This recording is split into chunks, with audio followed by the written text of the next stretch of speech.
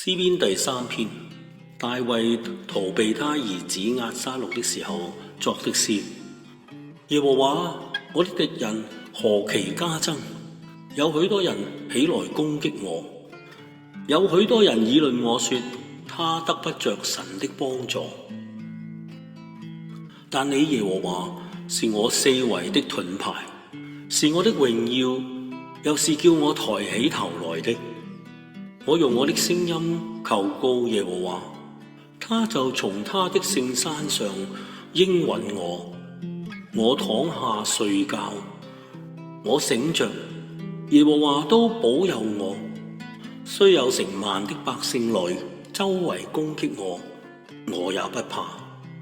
耶和華，求你起來，我的神啊，求你救我。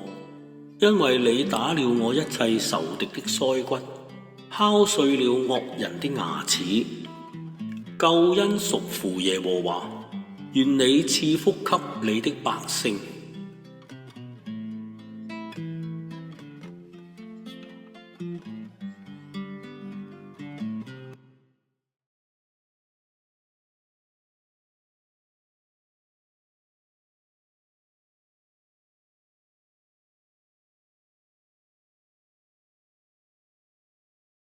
當以嘴親子，恐怕他發怒，你們便在道中滅亡，因為他的怒氣快要發作，凡投靠他的都是有福的。